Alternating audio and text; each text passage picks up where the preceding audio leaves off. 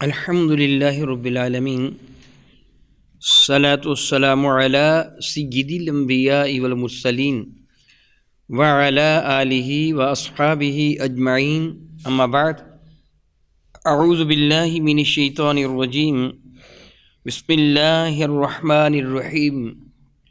بحمد اللہ تعالیٰ کہ ربی ذوالجلال کے احسان اور کرم سے آج آپ کا سبق شروع ہوگا سورہ مجادلہ شیفہ کی 13 نمبر آیت شیفہ سے آگے۔ ملاحظہ کیجیے گا، اعوذ باللہ من الشیطان الرجیم، بسم اللہ الرحمن الرحیم۔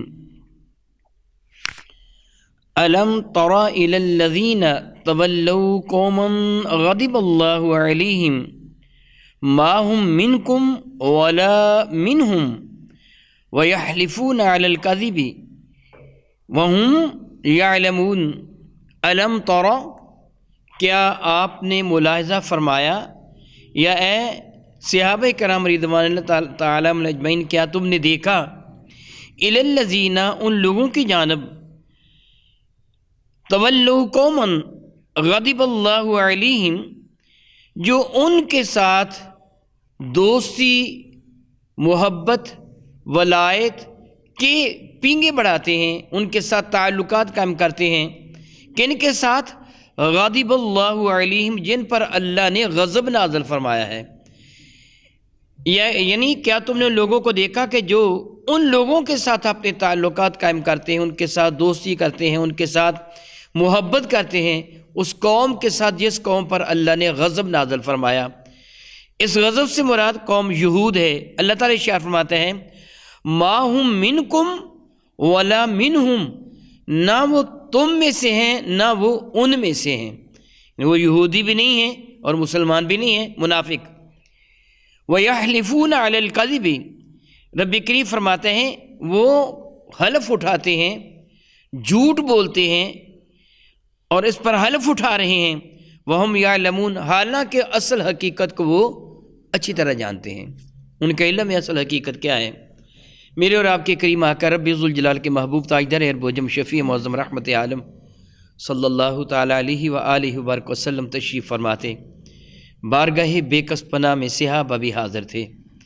میرے کریم آقا رسول عربی ارشاد فرما لگے، ابھی ابھی ایک شخص آئے گا جو شیطان کی آنکھ سے دیکھے گا، اس کے ساتھ کوئی بات نہ کرنا، وہ خبیث انسان ہوگا۔ یعنی تھوڑی ہی دیر گزری تھی کہ عبداللہ نامی ایک شخص حاضر ہوا، یہ نیلی آنکھوں والا تھا، اس کا قد قدر ٹھگنا تھا، جسم دبلا پتلا تھا، داڑھی باریک اور لمبوتری تھی، بارگاہ بے کس پناہ میں حاضر ہوا۔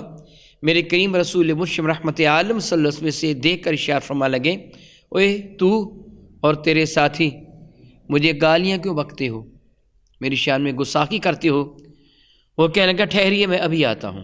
وہ چلا گیا، دوبارہ واپس آیا تو اس کے ساتھی تھے، اور ان سب نے آ کر، یہ منافق تھے، ان سب نے آ کر اللہ تعالیٰ کی قسم اٹھانا شروع کر دی۔ یا رسول اللہ، ہمیں تو اللہ تعالیٰ کی قسم، ہم نے تو کبھی آپ کی شان میں گستاخی کی ہی نہیں ہے، ہم کون ہیں جو گستاخی کرنے والے ہیں، ہم تو بڑے پکے ایمان والے ہیں۔ یہ سارے یہودیوں کے یار تھے۔ رب کائنات ان کے خوب سے باطن سے ایمان والوں کو مطلع فرمایا، یہ جھوٹ بولتے ہیں اور جھوٹی قسمیں اٹھا رہے ہیں، اور ان کو پتہ ہے اس بات کا کہ ہم جھوٹی قسمیں اٹھا رہے ہیں۔ کس قدر حیرانی کی بات ہے، وہ اللہ اور اس کے رسول کے سامنے جھوٹ بول رہے ہیں۔ رب کائنات جل وعلا قرآن کریم میں دوسری جگہ ارشاد فرماتا ہے، یخادعون اللہ والذین آمنوا وما یخدعون الا انفسہم، وہ اللہ اور ایمان والوں کو دھوکہ دینا چاہتے ہیں، وہ بے وقوف اپنے آپ کو دھوکہ دیتے ہیں، مگر ان کو علم نہیں، اللہ سے کیا جو چھپا سکتے ہیں۔ جس نبی نے یہ بتا دیا ابھی ابھی ایک خبیث شخص آ رہا ہے، وہ شیطان کی آنکھوں سے دیکھے گا، اس کی گفتگو اچھی نہیں ہے۔ جس نبی نے اس کے آنے سے پہلے بتا دیا کہ وہ نبی اس کے دل سے واقف نہیں تھے، ان کے سامنے قسمیں اٹھاتے ہیں۔ رب ذوالجلال ارشاد فرماتے ہیں وَيَحْلِفُونَ عَلَى الْكَذِبِ، وہ جھوٹ پر قسم اٹھاتے ہیں، وَهُمْ يَعْلَمُونَ، حالانکہ ان کو علم ہے کہ ہم جھوٹے ہیں اور ہم جو کچھ کر رہے ہیں غلط کر رہے ہیں۔ اعد اللہ لہم عذابا شدیدا، اللہ کے کائنات جل وعلا ارشاد فرما رہا ہے کہ ان کے لیے اللہ نے اعد تیار کر لینا۔ اللہ تعالیٰ عد اللہ، اللہ تعالیٰ نے تیار فرما رکھا ہے، لہم ان کے لیے، عذاباً عذاب، شدیدہ، اللہ اکبر اللہ اکبر اللہ اکبر، جس کو اللہ شدید عذاب قرار دے رہا ہے وہ کتنا شدید ہوگا، کتنا زبردست عذاب ہوگا۔ یہ کن کو دیا جا رہا ہے؟ وہ جو کلمہ پڑھنے والے تھے، وہ جو میرے نبی کی اقتداء میں نمازیں پڑھنے والے تھے، وہ جن کا دعویٰ تھا ہم تم سے محبت کرتے ہیں، وہ جو نازل ہونے والے قرآن کریم کو بھی یاد کر لینے والے تھے، وہ جو جہاد میں بھی کبھی کبھی میرے نبی کی معیت میں جایا کرتے تھے، وہ جو بظاہر خود کو مسلمان کہلواتے تھے، ان کو شدید عذاب کیوں دیا جا رہا ہے؟ کہ ان کے دل میں میرے نبی کی محبت نہیں، میرے نبی کے گستاخ ہیں۔ میرے کریم نے اس سے کیا فرمایا تھا؟ تو اور تیرے ساتھی میری شان میں نازیبہ کلمات کیوں کہتے ہیں؟ پتہ چلا کہ محض رب کو مان لینا کافی نہیں، میرے نبی کی محبت کا ہونا ضروری ہے۔ جب تک رسول رحمت کی محبت نہ ہوگی اس وقت تک ایمان کامل نہیں ہو سکتا، کامل تو کیا سرے سے ہی نہیں ہے۔ اللہ فرماتا میں نے ان کے لیے ایسا عذاب تیار کر رکھا ہے جو شدید ترین عذاب ہے۔ انہم ساء ما کانوا یعملون، انہم وہ لوگ ساء بہت ہی برا، سیئات برائیوں کو کہتے ہیں، انہم ساء ما کانوا یعملون، وہ جو عمل کر رہے ہیں نا وہ بہت برا عمل کر رہے ہیں۔ بظاہر وہ کیا کر رہے تھے؟ میرے نبی سے ظاہر محبت۔ میرے کریم آقا نے اس عبداللہ نامی شخص سے فرمایا تھا کہ تو اور تیرے ساتھی، وہ کہنے لگے جب میں ابھی آتا ہوں اپنے ساتھیوں کو ساتھ لے کر، اس ساتھیوں کو ساتھ لے کے آیا، ان سب نے قسمیں اٹھائی تھی، دعویٰ یہ کیا تھا ہم بڑی محبت کرتے ہیں یا رسول اللہ آپ کے ساتھ، ہم نے تو کبھی گستاخی کی ہی نہیں ہے۔ اللہ اور اس کے رسول کے سامنے جھوٹ بولتے تھے، جھوٹی قسمیں اٹھاتے تھے، بہت برا کام کر رہے تھے۔ کس کو دھوکہ دے رہے ہیں؟ کیا خیال کریں ہم دھوکہ دے رہے ہیں؟ وہ ذلیل خود اپنے آپ کو دھوکہ دے رہے ہیں۔ کیا اللہ تعالیٰ جل وعلا سے ان کی کوئی بات پوشیدہ ہو سکتی ہے؟ اللہ تو اللہ ہے۔ الیوم نختم علی افواہہم وتکلمنا ایدیہم وتشہد ارجلہم بما کانوا یکسبون، میرا مولا فرماتا ہے قیامت کے دن ان کے منہ پر مہر لگا دی جائے گی، کینچی کی طرح چلنے والی زبان کو بند کر دیا جائے گا، ان کے ہاتھ ان کے پاؤں ان کی کرتوتوں کی خبر دیں گے۔ اللہ سے کیا پوشیدہ ہے؟ تیرے ہاتھ تیرے پاؤں بتائیں گے تیری کرتوتیں کیا ہوا کرتی تھیں۔ خلا کے کائنات جل وعلا ارشاد فرماتا ہے اتخذوا ایمانہم جنہ، اتخذوا انہوں نے پکڑ لیا، بنا لیا، اتخذوا انہوں نے بنا لیا، ایمانہم اپنی قسموں کو۔ ایک ایمان ہوتا ہے کہ ایمان الف پر زبر ہے، اس کا معنی ہوتا ہے قسم، یمین جیسے ہے، الف کے نیچے زیر ہو ایمان، تو یہ اس یقین محکم کا نام ہے کہ جس میں ذرا بھی تزلزل نہ ہو۔ تو اتخذوا انہوں نے بنا لیا، ایمانہم اپنی قسموں کو، جنہ، جنتن کہتے ہیں ڈھال کو، جس طرح جنہ جنت کہتے ہیں باغ کو، جنہ جیم کے نیچے زیر آ جائے تو مراد ایک مخصوص قوم ہوگی جس کو ہم جن کہتے ہیں، لفظی معنی اس کا چھپنا ہوتا ہے، کیونکہ وہ ہمیں نظر نہیں آتے اس لیے ان کو جن کہا جاتا ہے کہ وہ چھپے ہوئے ہیں، ہم سے نظر نہیں آتے۔ جنہ ڈھال کو کہتے ہیں، ڈھال ایک مخصوص ہتھیار، ایک مخصوص آلہ جس سے ایک انسان اپنے آپ کو مد مقابل کے ہتھیار سے بچاتا ہے، کہ وہ تلوار مارے، تیر مارے یا نیزہ مارے تو اس کو فوراً آگے کر کے اپنے بدن کو بچا لینا، اسے ڈھال کہتے ہیں، عربی میں اس کو جنہ کہتے ہیں۔ خلا کے کائنات فرماتا ہے جھوٹی قسموں کو ان بدبختوں نے اپنے لیے ڈھال بنا رکھا ہے۔ ایک عام ایمان والا تو پریشان ہو جائے گا نا، یار میں کیسے نہ مانوں، وہ بڑا نمازی پرہیزگار داڑھی والا تھا، وہ جو آنے والا تھا بارش تھا، نماز پڑھنے والا، یار وہ بڑا پرہیزگار، قرآن پاک کا حافظ، جتنا قرآن نازل ہو چکا، زکوٰۃ بھی دیتا ہے، نبی کے جھنڈے کے نیچے کفار سے جہاد بھی کرتا ہے، اللہ کی قسم اٹھاتا ہے میں نبی سے پیار کرتا ہوں، یار میں اس کی قسم کو کیسے ٹکرا دوں؟ ایک ایمان والا تو پریشان ہو جاتا ہے۔ ربی کریم فرماتے ہیں ان بدبختوں نے ان قسموں کو اپنے لیے ڈھال بنا لیا۔ فصدوا عن سبیل اللہ، وہ لوگوں کو اللہ کی راہ سے روک رہے ہیں۔ میں اللہ تعالیٰ سے معافی مانگتا ہوا یہ کہہ رہا ہوں، کتنے وہ لوگ ہیں جو خود کو مسلمان کہتے ہوئے بھی مسلمانوں کو نیکی کے کاموں سے روکتے ہیں، ہے نا؟ پتہ نا آپ کو، کوئی کسی کو درود پاک سے روکے گا، کوئی کسی کو صلاۃ و سلام سے روکے گا، کوئی کسی کو خیرات سے روکے گا، خود کو مسلمان بھی کہلوا رہے ہوتے ہیں۔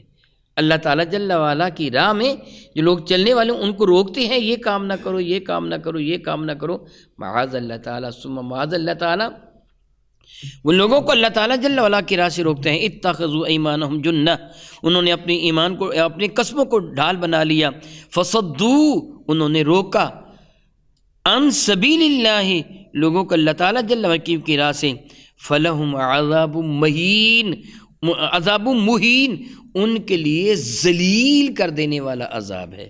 مہین، اہانت اسی سے ہے، اہانت توہین، لفظی معنی اس کو ہوتا ہے بہت باریک کر دینا، اور یہ ہم اردو میں بھی لفظ استعمال کرتے ہیں، باریک مہین کر دیا۔ بعض اوقات ہم اپنے بچیوں کا نام بھی یوں رکھتے ہیں، ماہین، میم کے ساتھ الف، اس کے بعد ہا، ماہ ہین، یعنی ماہ چاند کو کہتے ہیں، ہین جیسی، ماہین چاند جیسی، نام ہم یوں رکھتے ہیں ماہین، لیکن بلاتے کیا ہیں؟ مہین۔ اس کا معنی کیا بنتا ہے؟ ذلیل۔ نام رکھتے ہیں ماہین لیکن بلاتے ہیں مہین کہہ کے، اس لیے ایسا نام رکھنے سے گریز کرنا چاہیے جس کا معنی غلطی کی طرف جاتا ہو۔ تو مہین ایسا عذاب جو ذلیل کر دینے والا عذاب ہے، شدید ذلیل کر دینے والا۔ اللہ کے کائنات جل وعلا ارشاد فرماتے ہیں، لن تغنی عنہم اموالہم ولا اولادہم من اللہ شیئا، یاد رکھو، لن تغنی عنہم اموالہم، ان کو ہرگز لام نون یہ تاکید کے لیے آتا ہے، تغنیہ، ان کو غنی کرنا، بے پرواہ کرنا، بچا لینا، محفوظ کرنا، فائدہ دے دینا، یہ سارے معنی یہاں ہوں گے۔ لن تغنی عنہم اموالہم، ان کا مال ان کے لیے فائدہ بخشنا ہوگا، ان کو بے پرواہ نہیں کرے گا، ان کو بچا نہیں سکے گا، ولا اولادہم، اور نہ ہی ان کی اولاد، من اللہ شیئا، اللہ تعالیٰ سے ذرا برابر بھی ان کو نہیں بچا سکیں گے۔ بھلا یہ کن کے لیے ہے بتائیے؟ ہاں سب بتا دو نا، کن کے لیے ہے؟ پھر بتاؤ کن کے لیے؟ منافقوں کے لیے ہے، ایمان والوں کے لیے نہیں ہے۔ منافقوں کے لیے ہے، ایمان والوں کے لیے۔ ایمان والوں کا مال ایمان والوں کو فائدہ دیتا ہے۔ حضرت عثمان غنی نے بئر رومہ خریدا تھا، میرے نبی نے فرمایا تھا، عثمان تیرے لیے جنت پہ چشمے کا میں مصطفیٰ ذمہ دار ہوں۔ ان کے مال نے ان کو نفع دیا۔ حضرت عثمان غنی نے مسجد کی توسیع کے لیے مکان خرید کر بارگاہ بے کسمنہ میں پیش کیا تھا، میرے کریم نے فرمایا تھا، عثمان تیرے لیے جنت پہ محل کا میں مصطفیٰ ذمہ دار ہوں۔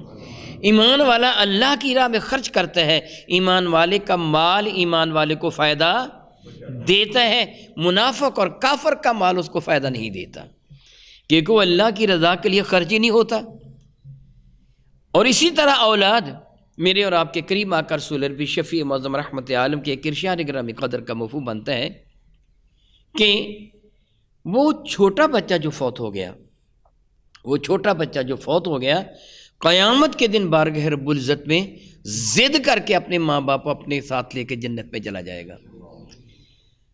شعب الایمان میں امام باقی نے پورا باب اس پر باندھا ہے، اگر آپ اس کا مطالعہ کریں تو دل میں خواہش پیدا ہوتی ہے کہ کاش میں بچپنے میں فوت ہو گیا ہوتا، یا میرا کوئی بچہ بچپنے میں فوت ہو گیا ہوتا کہ میرے لیے بخشش کا بہانہ بن جاتا۔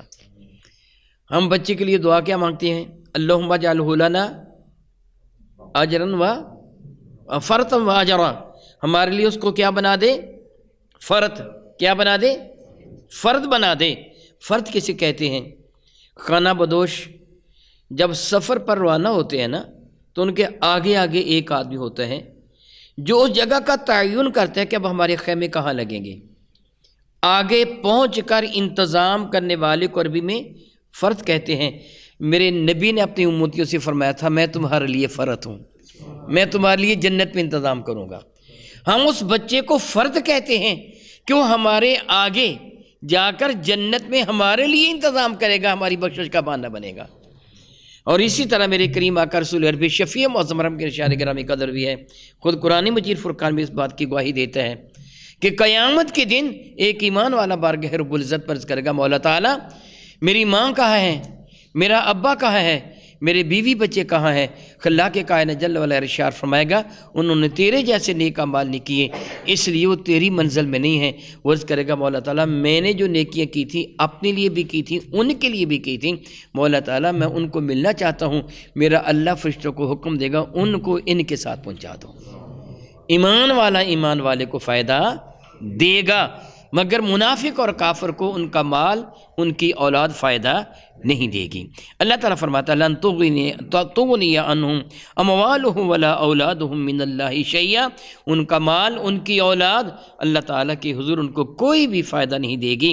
اولئک اصحاب النار، کیوں فائدہ نہیں دے گی؟